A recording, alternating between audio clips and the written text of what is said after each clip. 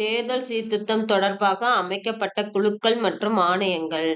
தார்குந்த் குழு 1974, தினேஷ் கோஸ்வாமி குழு 1990, ஓரா குழு 1993, இந்திரஜித் குப்தா குழு 1998, இந்திய சட்ட ஆணையத்தின் அறிக்கை 1999, வெங்கட செல்லையா தேசிய ஆணையம் 2002, இந்திய தேர்தல் ஆணையத்தின் அறிக்கை 2004, வீரப்ப மொய்லி ஆணையம் 2007, டங்கா குழு 2010.